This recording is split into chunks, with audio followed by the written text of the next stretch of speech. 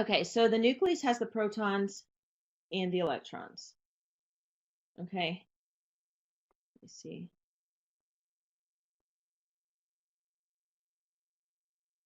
So I'm gonna try and write this. You'll see that my did I say electrons? I meant neutrons.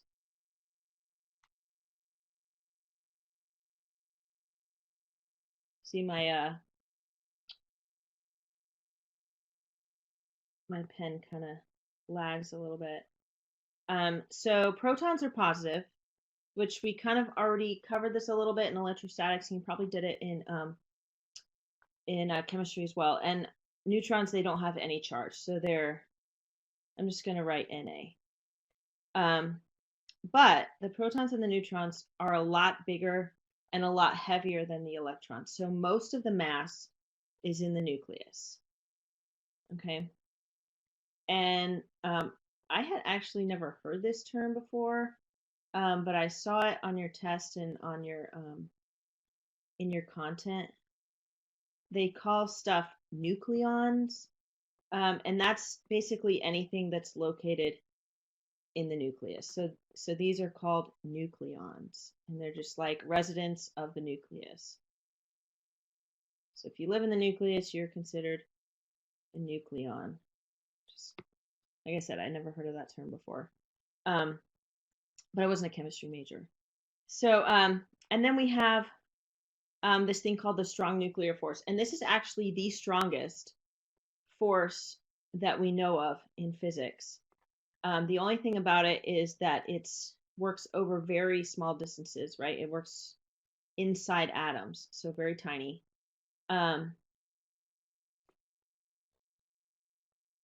Okay, that's supposed to be an S. And so it works over these tiny distances, and it basically it holds the nucleus together. It's what attracts the protons and the neutrons to each other and kind of keeps the nucleus together. And then let me see. Okay, yeah, I wasn't sure what I had on the other slide. Okay, so an isotope is just it's an element that has different numbers of neutrons, and since neutrons don't have a charge, it doesn't really affect the charge, of the neutron, because if you or of the element, because if you had like different numbers of protons, right, then it would be a different element, right? If you've got 14 protons, that's a different element than 12, right? 12 is carbon. I don't even know what 14 is. I don't remember. I know 16 is oxygen. But if you had different numbers of neutrons, it doesn't really matter. And then, like, say, if you had a carbon atom with 11 electrons, that would just mean that it had a positive charge. So an isotope, it means they're the same element, but different numbers of neutrons. And some of these isotopes are more common and more stable than others. For example, with carbon, like carbon dating, I believe they use carbon 14 for that. So most carbon is 12, has 12 neutrons. And then they basically track the amount of carbon 14 in something, and that allows them to kind of give the general idea of the age of something.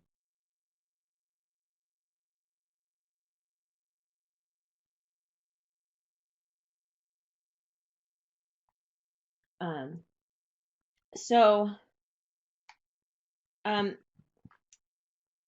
with your nucleus, so you can have different ratios basically of protons to protons to neutrons. If your ratio is around 1 to 1.5 protons to neutrons, it's going to be considered, they consider that radioactive.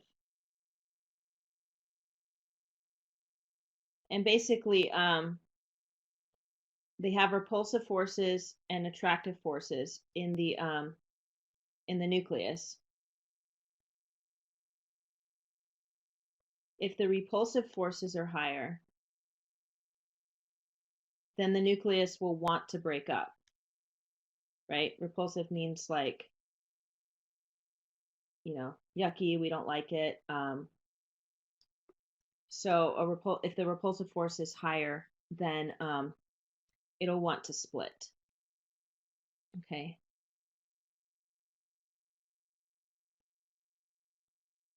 If the attractive force is higher, then the element will just kind of want to stay itself. It'll want to stay together.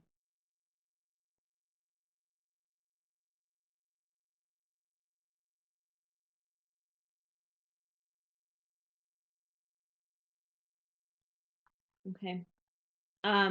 And then they have this phrase they use, transmutation, and it just means like radioactive decay. So when something is radioactive, it basically decays from one element into another. So you could have like uranium and it decays into like helium and another element.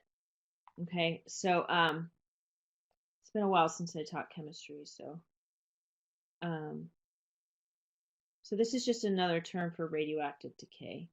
And transmutation, it kind of means like, from turning one thing into another, and that's basically what happens in radioactive decay.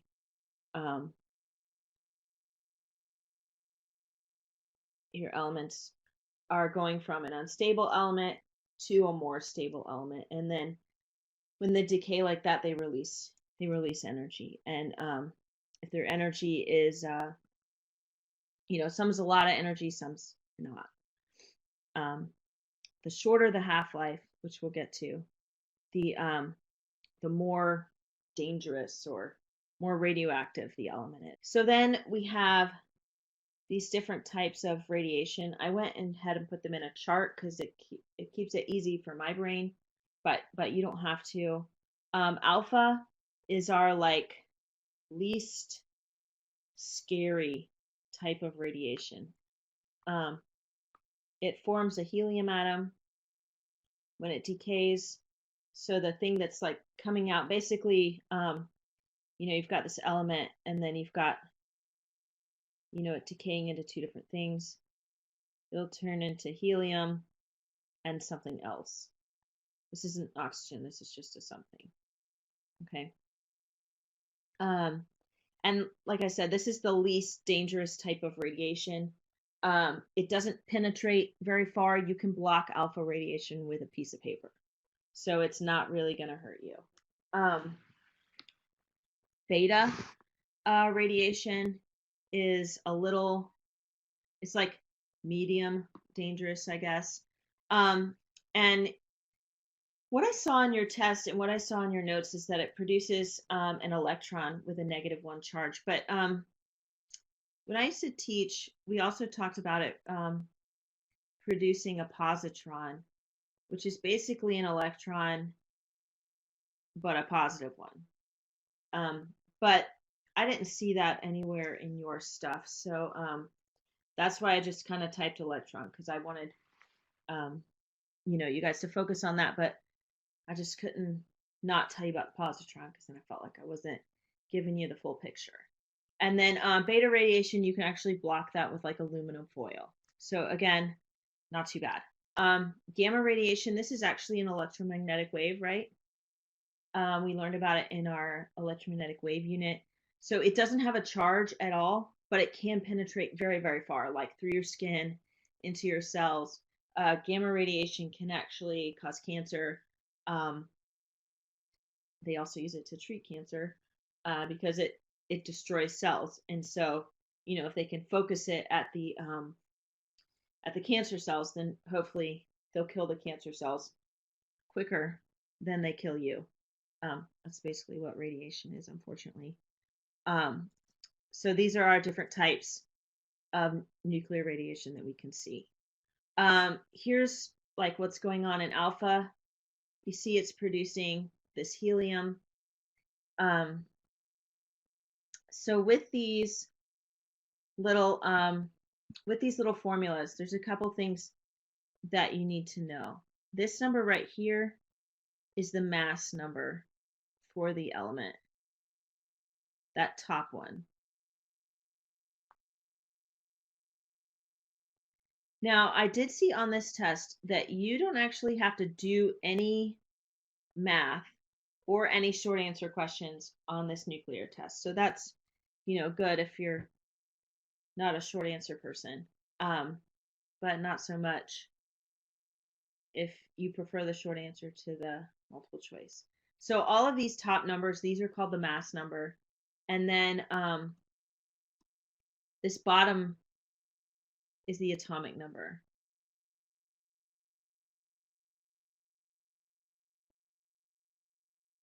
So like I used to teach my students that sometimes they would have a formula and they wouldn't give you this part. Okay, so you could do, let me see if I can get a 2. You could do 238 minus 234, and you get 4, and that's that top number right there. That's what that was. And then you can do 92, which is the bottom, minus 90,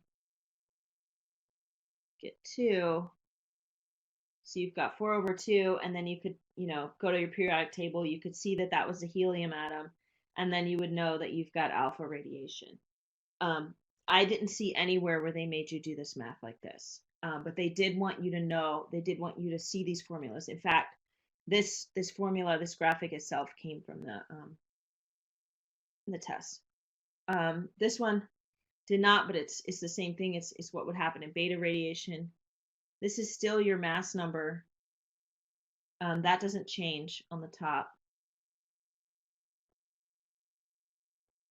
And this is still your atomic number.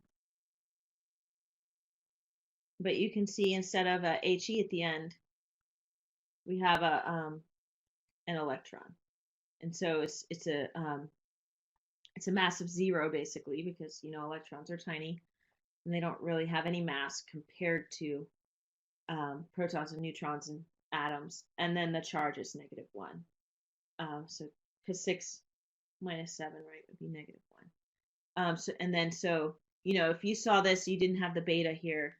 You said, oh, -1, an electron. Oh, that must be beta radiation. So they might do something like that. They might give you an equation like this and then ask what type of radiation it is.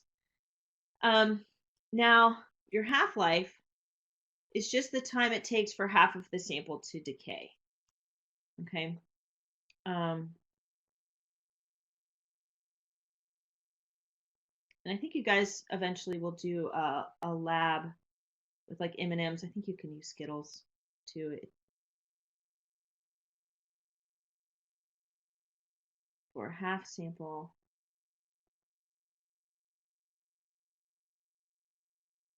Sometimes my pen writes really well, sometimes not so much.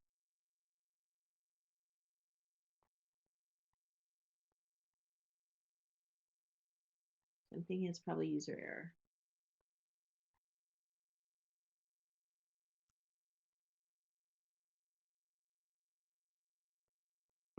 Okay, and like I said, the shorter half-life, the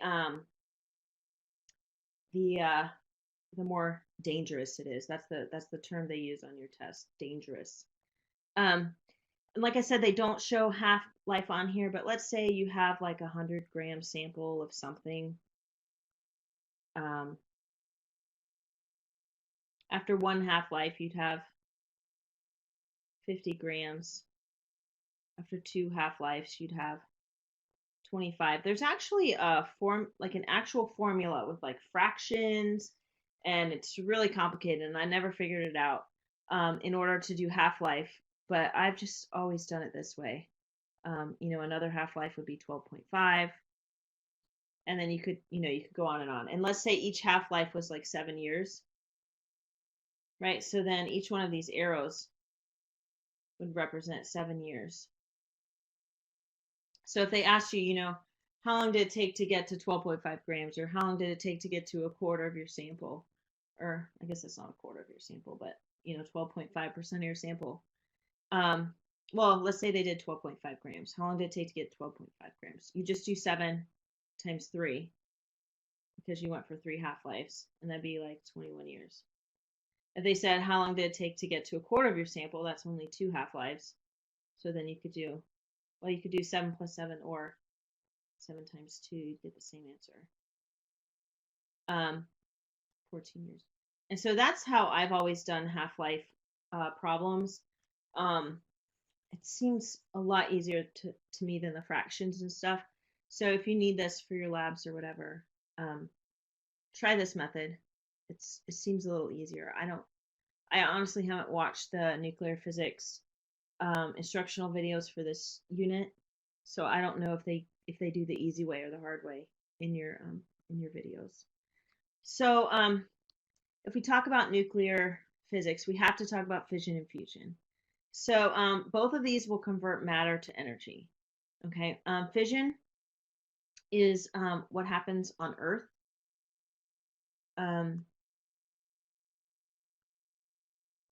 And fusion is usually on the sun. We have been able to make some fusion reactions on Earth. They've done some experimentally, but at this point, fusion on the Earth takes up more energy than it actually produces, because fusion has to be really, really hot. Like, I think I read like 100,000 Kelvin. And so in order for it to get that hot, in order to get the fusion reaction to occur on Earth, the scientists have to put in more energy than they get out of it. So it's not a useful form of generating energy at this point on the Earth. And the way I remember fusion versus fission, fusion has a U and sun has a U. And so that's how I remember that they go together, and then the other one is Earth. It's silly, but that's how I remember it. In fission, you're going to separate things. Okay, so you're going to separate 2 atoms, or separate 1 atom usually.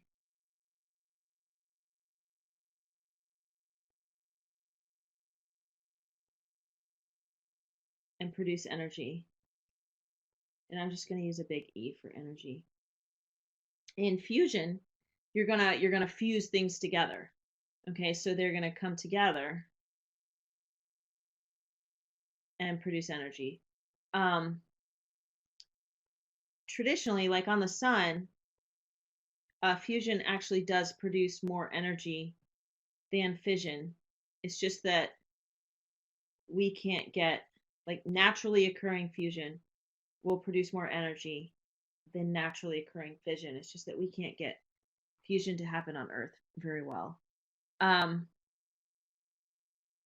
fusion, it needs to be very hot. I know I said that before. And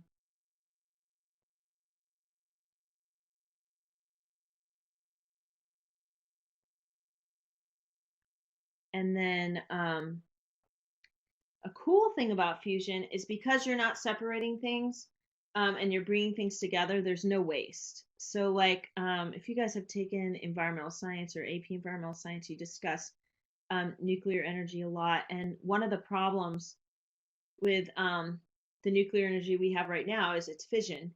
And so you have all this waste product, and a lot of it is very highly radioactive. And so then there's the problem of trying to store that waste where you want to put it. Nobody wants nuclear waste stored by their house. You don't want to have it somewhere where you could get a hurricane or a tornado or an earthquake. It has to be very stable geologically. Some people say put it in the bottom of the ocean. Is that a good idea? If it leaks, we don't really know. And then we've got, like, radioactive ocean. So there's this big whole issue with, where do you put the waste? Well, if they can get fusion to work, then you're not going to have that waste issue. And then they have this term that they want you to know, and it's called critical mass. And basically, what the critical mass is the that mass at which you're going to get an uncontrolled chain reaction. In a nuclear power plant, they want a chain reaction, but they want it to be controlled. They want to try and control it a little bit, because they want this starting up the fission process uses a lot of energy. So if they can get the fission process where it's just a chain reaction where it keeps occurring and occurring and occurring and occurring and occurring, then they don't have to worry about starting it up all the time.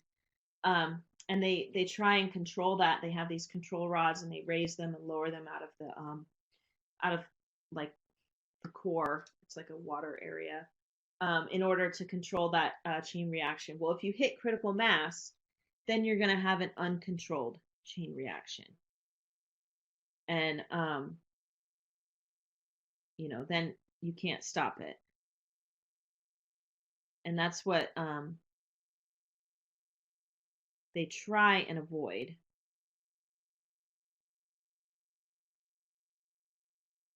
And I'm going to write Rx in for reaction because I don't know if I have enough space to write the whole word reaction.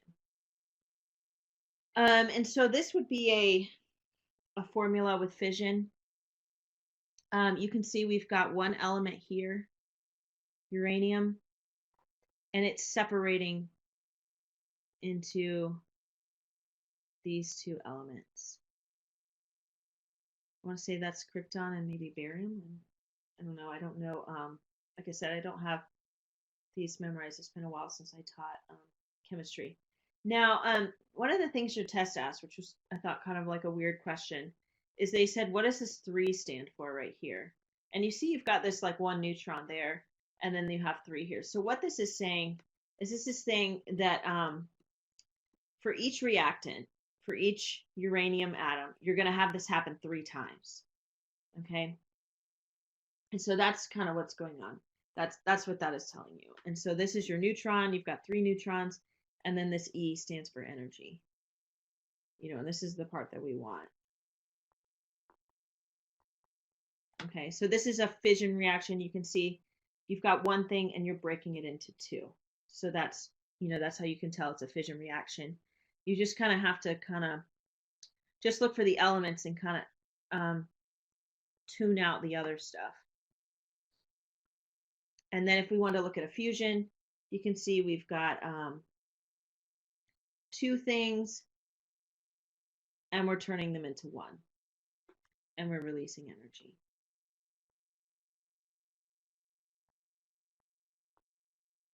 Okay, so this would be